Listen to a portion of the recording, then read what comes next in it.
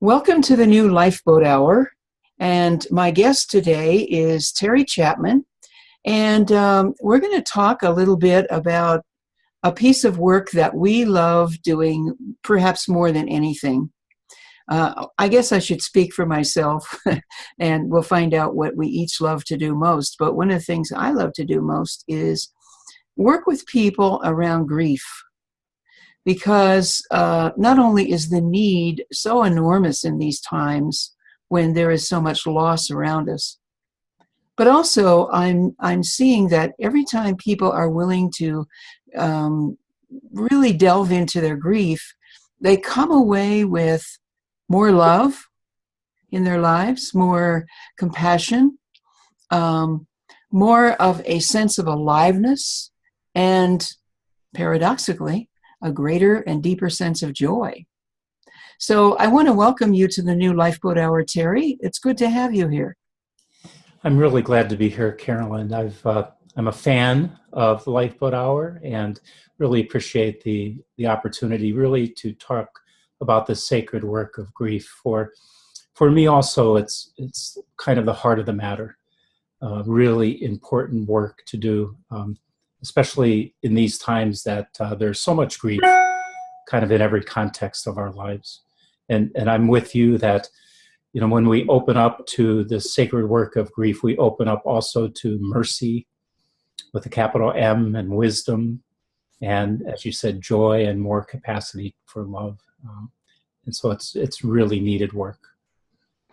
Yeah, it is. And I'm kind of curious, Terry, how you got into doing this work. I know you've been a pastor of a local church for a number of years, but you do more than that. And I'd like you to say a little bit about yourself and what drew you into doing this work. That's a good question. Yeah, I am a pastor. I'm a Presbyterian minister and serve a church where I've been for about 17 years. And been a pastor for about 30 years. I'm also a spiritual director and adjunct professor at a seminary. And so, you know, I've seen a lot of grief and walked with a lot of people through all kinds of loss. You know, and I think my understanding of the work of grief and my capacity to hold the space for people has evolved over that time because of losses in my own life. And when I say evolved, I think I've come to an awareness, and I think Francis Weller's work has really helped me in this way to kind of expand my understanding of the nature of grief, or what he calls gateways into the work of grief.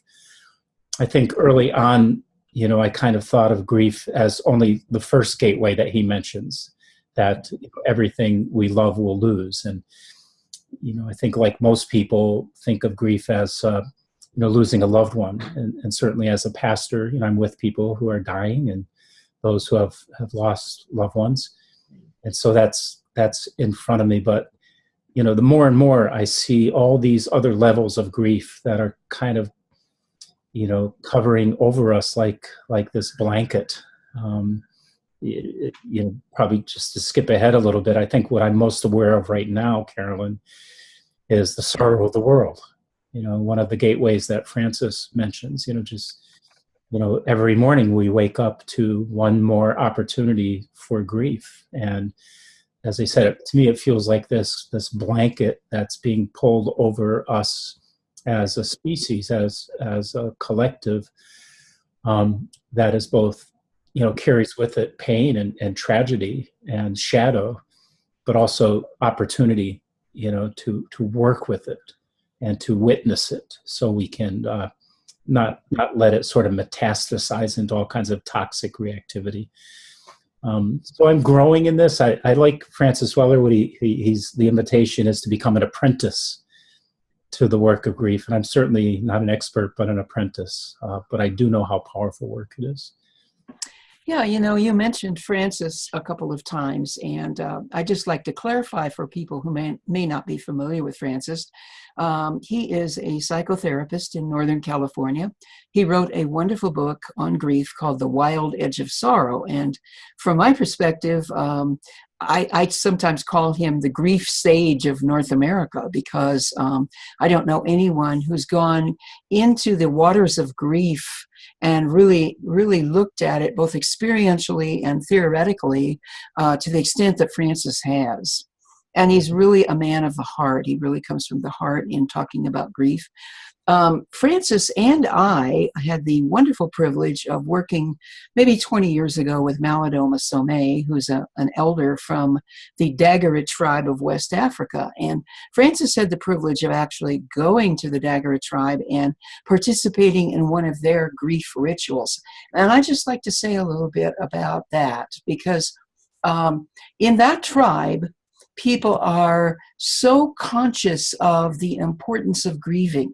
They actually believe that if we don't regularly purge our grief and share it with the community, it will make the community toxic.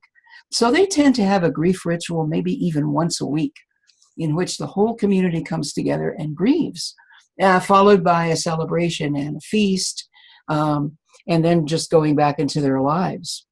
So this very rich tradition from West Africa is one of many of indigenous traditions in which grief is really honored. And we don't have anything like that in our culture. As a matter of fact, I'm sure, Terry, we could talk for days about the opposite orientation that we have, which is to keep a stiff upper lip, and you can grieve for a little bit, then get over it and go back to work and put it behind you. That's my favorite phrase, put it behind you. I'm sure that's been some of your experience as well, right? Absolutely. It's like the privatization of grief, that we need to not only have a stiff upper lip and get over it as soon as we can. We have, at the most a year, to get over it. But it's what I love about the Dagara tradition is you grieve as a village. And if you don't grieve as a village, the toxicity of the metastasized grief affects not only the individual, but the village. And I'm just really kind of leaning into that as what I'm seeing culturally. Mm-hmm. This expression of so much craziness and violence and misogyny and all the stuff that's going on in our culture, I think is tied to this, that we have not learned how to move through grief in such a way that it can actually cause joy instead of more violence. And we raised something really important that we all need to keep in mind, which is that we cannot grieve alone. Yeah. And that's why in this village, it's so beautiful to see people really holding each other, emotionally and physically, when they discharge this grief, that it's not, you don't have to do this by yourself, which of course our culture is all about doing everything on our own.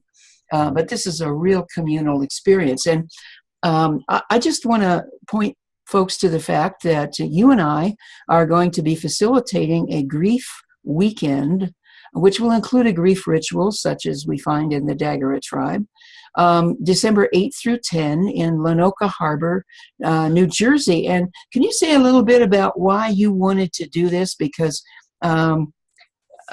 we started talking about this a few months ago, and I'm just curious from your perspective and in your work, why you felt called to set this up. Well, I guess I would address that in sort of two ways. One, experientially, that I've experienced two grief rituals. One that you led, Carolyn, in Rhode Island 2 or 3 years ago, 2 years ago. And that was really my first exposure to the power of ritual and this kind of communal aspect of grieving. And it just blew me away. It was, things broke open there, and such healing took place that I left just like, I've got to learn this. I've got to participate in this. So my spouse and I went last year to Bolinas, California, to a grief ritual that Francis Weller convened. And, some little differences here and there, but really kind of based on that same kind of communal sense of grieving. Mm-hmm. And again, just powerful healing within me, and also, just kind of witnessing that, wanting to take back to my tribe this. And, I don't want to sort of be repetitive, but the kind of big grief that we're experiencing. I have a sense, as perhaps many people who listen to the new Lifeboat Hour, of the way that things are collectively and systemically unraveling. And so my call, Carolyn, is to create the space to exercise these muscles of grieving and of joy and of openness and spiritual practices that can prepare us to be more responsive to the events that I think are inevitable, rather than being caught up in it and being reactive and not knowing how to navigate it through it. And so it's like practicing grieving well and these other capacities before we might not have much of an opportunity. As you're saying that, I'm just thinking about, with all of the craziness that's going on in our culture and the violence and the extent of loss, I keep wondering what would happen if, when there's a mass shooting, for example, if people, a week later perhaps, or even a few days later, would come together and have a grief ritual, what that would be like. I suspect that it would heal the community in ways that the community couldn't even imagine. Not that it's going to make everybody feel better, but that there would be this real honoring of what has actually happened and honoring of the sorrow. Yeah. Because sorrow that is not honored becomes toxic. And Francis says in The Wild Edge of Sorrow that depression is often unmetabolized grief. And we have such a backlog of losses in our culture right now that we're all just kind of marinating in grief and loss. And if we could take that and just say, this is grief, let's profoundly look at this and go into this together and release this sorrow together. Which leads me to some of the benefits that I have seen in the past after doing a grief ritual in myself and that I've seen in other folks. And one of those is a heightened sense of aliveness. Have you had any experience with that? Absolutely. It's like layers of deadness are peeled away. Yeah. And just, we use terms to describe what is almost ineffable, but aliveness gets at it. It's just, things are brighter, clearer. I just want to add one thing to what you said, though, Carolyn. You mentioned, if there's a kind of tragedy that would pull us into an opportunity for eventual grieving or intentional grieving, I think that can be really, really cathartic and healing. And I think it's kind of a regular integration of the practice of grieving on kind of a rhythmic, like the Dagara tribe, that can really have more of a stabilizing kind of effect, in terms of the tragedies that are hitting us collectively all the time. Yeah. So it's not only kind of coming to a grief workshop and, now I'm ready. It's like learning then the kind of, the technologies of grieving or the practices of grieving that I can integrate into my everyday individual practice and relational, kind of practice. Yeah, absolutely. And this is what Francis means, I think, by becoming an apprentice of sorrow. Now, when I first heard that phrase, I thought, ooh, well, do I have to just live in sorrow all the time? And that's not what it means. It means becoming a student in the sense that you just kind of hold in your heart that, okay, we all need to grieve. I need to grieve. And this is how it's worked for me before. These are the benefits. And so in the next tragedy or the next loss that I experience, I'm going to open to that. And now I know a little bit about how to do it. Not that there's ever any right way, but I know a little bit more about what happens in that process. So I'm open to it. And then the next time, well, I've been through this before and this is what I've done. And, and moving into that receptiveness and that openness to it the next time and the next time and the next time. So that we never get seasoned like, wow, I'm really an experienced griever. But rather, we become more familiar with it and we kind of strengthen that muscle, which I think you said a while ago. I remember what Parker Palmer, the Quaker writer, said in his book, Healing the Heart of Democracy. He said something like this: life will break your heart. That's just what life does. Whether it's shattered into a million pieces of judgment and cynicism and reactivity, or broken open to more love, depends on how it's exercised over time. Mm-hmm. And so becoming an apprentice to grief is exercising that muscle, not only so that our hearts can be broken open to more capacity to love, but so that we can help others, right? Yeah, I think it's about, receiving the consolation and the healing that comes through working with our own grief so that we can hold the space for others in theirs. Absolutely. I think of that Frances Weller quotes Denise Levertof's beautiful little poem about grief when she says, to speak of sorrow works upon it, mm-hmm. moves it from its crouched place, barring the way in and out of the soul's hall. Mm-hmm. So it's like learning how to speak and bring to light the sorrow that shifts it, from becoming actual, block to being an opening. And that's the work, for ourselves and for others. I think we're called, hopefully, to be elders, to be those who can hold the space for others. Mm-hmm. That's a great word. I'm glad you brought that word up because I really want to talk about that for a minute. We are a culture that really doesn't have elders in the sense that indigenous cultures do. And we have olders, but not elders. Yeah, exactly. It's really important to understand the difference because an elder is a person who over time, through collecting wisdom, through opening to wisdom, and learning how to hold it and learning how to grieve it, can then be a spiritual parent or an emotional supportive person for other people in the community. And the more we learn this practice and apprenticeship of grieving, the more our elderhood is strengthened. Absolutely. So that, we can be there and we can be present with people who are hurting. And, there's such a backlog. I come back to this again, such a backlog in our culture of grieving.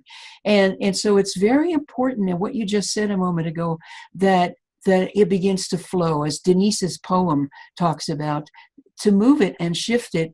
And we do that by being open to it, and we let the waters flow. I know a lot of times people are concerned that they will get taken over by grief and they'll get stuck in it and they'll become clinically depressed. And that certainly has not been my experience. It's possible to get stuck in grief, but we don't have to. Usually the reason people get stuck in grief is that they don't grieve. So when we allow it, it's much more likely that, because grief is water, it flows, it comes and goes, and there's an end to it, and then it'll come around again. But we have these spaces in between. That's certainly been my experience. Has that been yours? Indeed. So I think one of the reasons we get stuck in grief, again, is our Western tendency to grieve alone. Yeah.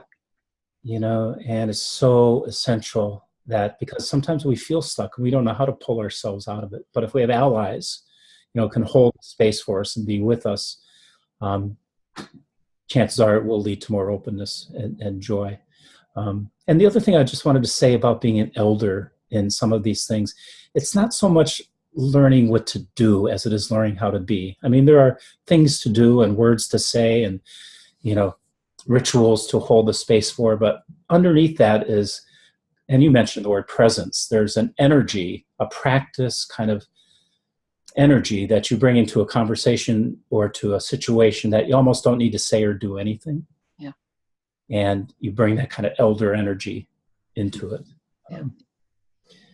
Do you want to talk a little bit about the grief workshop, Carolyn? Yeah, let's do. I mentioned it, but let's talk more specifically about it. It's going to be in a beautiful retreat center in Lanoka Harbor, New Jersey. And Terry, you know much more about that retreat center than I do, so tell us about it. But one interesting thing, it's the birthplace of universalism in this country. And in our little town of Lanoka Harbor, where I live, John Murray, back in the 17th century, 18th century, I forget the exact date, came from England bringing the message of universal love and universalism, and got shipwrecked here and met a farmer whose name was Potter, and they started a little community in Potter's Chapel before kind of the Universalist movement moved to New England, where it really thrived and became UU, or Unitarian Universalism, in New England. So it's interesting that here in our town we have the birthplace, and it's a beautiful retreat center in our town of Lanoka Harbor, real close to Barnegat Bay. So there are paths from the retreat center that you can walk out to the bay. And it's not a luxurious space by any means, but it's pleasant. And so we'll gather there on Friday evening. December 8th is the beginning of the retreat. And we'll have hopefully a simple meal together. And then create, the heart of the time together is that we create a village. We gather and constitute ourselves as a village. So we know that we're not grieving alone. So we gather in circle. There'll be ritual and storytelling on Friday evening. Do you want to add anything Friday evening? Well, we're creating the container is, I think, a really important word. We're creating safety and support. Right. So that the next day in the afternoon, on Saturday afternoon, when we actually do a grief ritual, we will have a strong, solid sense of support and connection with each other. And the same goes for Saturday morning. We're going to do some little writing exercises. We're going to do some breaking up into twos and threes, and, in a more intimate setting where people can really talk about what's going on for them. And all of that creates a very strong container so that when we get to the ritual, we feel safe and supported in discharging our grief. And then one of the things I like to have not happen on Saturday evening is, no more workshop for the rest of the day. On Saturday evening after dinner, we just have free time. Sometimes people are tired and they just want to go to bed, or sometimes they want to gather and play music or sit around a campfire or just hang out with each other. So we have that open space. And then Sunday morning up until the lunchtime, after which we will dismiss. Sunday morning will be kind of a processing of how the weekend was for us and a time to ask more questions. So I'm really looking forward to this. It'll be poetry, storytelling. Yes. Thank you. Thank you for that. Movement, writing, and ritual. There's beauty in the room. Yeah.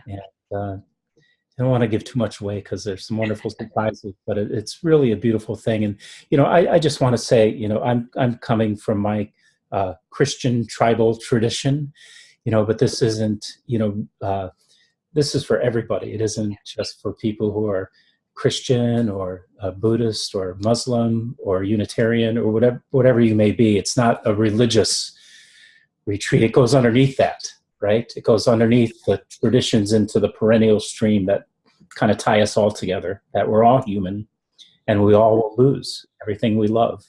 And we all, maybe just to, if we can just state the 5 gateways that Francis Weller opens up to us, everything that we have, we will lose.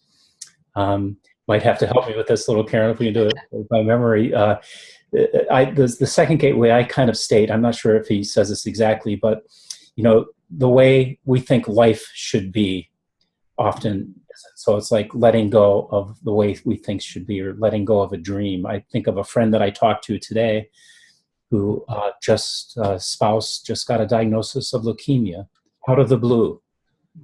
Healthy, vegan, or very healthy eater, exerciser, but all of a sudden diagnosed with leukemia. So the life they expected is not the life they now are living, or, I think of when my own son at the age of 15 kind of surprised us by coming out as gay. And, I just had no idea that my son was gay before that time. And, so he came out as gay, and I had to actually grieve, not that he was gay, grieve that. What I grieved was I had to give up my story of what I thought my son's life and our life together would be like for the reality of his life. So Francis talks about that kind of being a gateway. There's another thing, as I mentioned earlier, is the sorrows of the world, kind of big grief that seems to be pulled like a blanket over us. Right. There is ancestral grief that we'll be touching into in our retreat workshop. And there's one more. I think I'm forgetting one.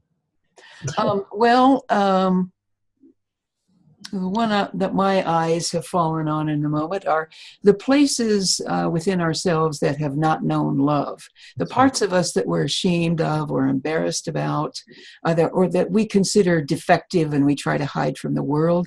You mentioned sexual orientation a moment ago, and for some people, it may be that their sexual orientation or gender identity is something they have to hide. If they, or maybe a person has tremendous creative talents, but they're in a family where that is just pushed aside. And, we're going to make sure you become a scientist. We don't want to hear about art. You'll never make any money off of being an artist. Mm-hmm. So go to medical school, become a doctor, and you're good, Yeah. And so these gateways, and I think it's important to say this, these 5 gates of grief that Terry and I are just mentioning right now, are important because every time I've ever offered a grief workshop, people have said, well, what kind of grief is this going to be about? Is this about losing somebody, end of a relationship, I lost a pet, I lost a job? What is this about? There's the sorrows of the world. And so Francis has beautifully talked about these 5 gates of grief, these doorways into grief. Now, there are probably many more, but I think these 5 are important, and they kind of help us understand how all forms of grief are connected in one way or other. And so in our retreat, Carolyn, people are going to be coming with all different stories of grief. And it's a really important point to make that it's not just for people who are grieving the loss of a loved one. Yes. Again, that's what we tend to kind of assume. But, it's any of these gateways. So there'll be some exercises to help people touch into the particular kind of grief that they're experiencing in a safe environment where you can really begin to work that. And again, like I said, for me, I think what I'm most aware of is the sorrows of the world. Yeah. Well, I think that's true for all of us, and everyone who comes is going to be holding all of these 5 gates in one way or other. But the big gate might be the sorrows of the world. We don't know, but they're all there, and they're all welcome. They're all welcome. I want to say just a word about ancestral grief, which you mentioned, and that's why. You don't even have to have lost a loved one. You don't even have to be feeling particularly overwhelmed by the sorrows of the world. Every one of us carries ancestral grief, which goes way, way back into our origins. We're carrying the grief of our parents and our grandparents and people in our families that we may have never known or seen. Somehow we're carrying that, we're bringing that forth into the world. And so we do a little work with that too to help people understand, what is your ancestral grief? What are you carrying? And it's really interesting that kind of the emerging science of epigenetics. Yes. that, physiologically. And it's way deeper than even that, of course, that we carry. And I think that ancestral grief, maybe like all grief, is really rooted in this kind of story of separation. Yes. The alienation that divides, and people, go through their whole lives living in that story. And then the next generation has to try to find the wholeness and healing. And if they don't, then the next generation, Yeah. you know. And every culture has wounding. Our North American culture, we have one kind of wounding. A person coming from Asia or a person coming from the Middle East or a Latin American country or whatever may have a different kind of cultural wounding. So we're all carrying cultural wounding. Yeah. And just one more thing I'd like to say is that grief is love. A friend of mine gave me a bracelet, which I wear often, and the bracelet says, "I love, therefore I grieve." So to grieve is to show our love and to recognize the extent to which we are loved by the village around us, and maybe by people and things in the world that we didn't even realize love us. Yeah, that's beautiful. I too have one of those bracelets, and and so it really does go. The capacity to love is also the capacity to grieve, and both need to be practiced. They are together. Anything else you'd like to add, Terry, about the coming weekend or anything? The particulars of how people might register. Are you hopefully we'll be able to post some information on in alignment with this podcast and on our Facebook sites. Mm-hmm. And there is an early bird registration that ends, I think, next Wednesday or something, the 15th of November. And if you have any questions, or if anyone would like to talk to me or to Carolyn, or feel free to email us. I'm sure we'd be able to respond or attempt to answer any inquiries you have. First of all, I'd like to say that you can go right now to my website, carolynbaker.net. And right there in the homepage, the first thing you're going to see is all of the information about this weekend. And just click on that and learn more and register.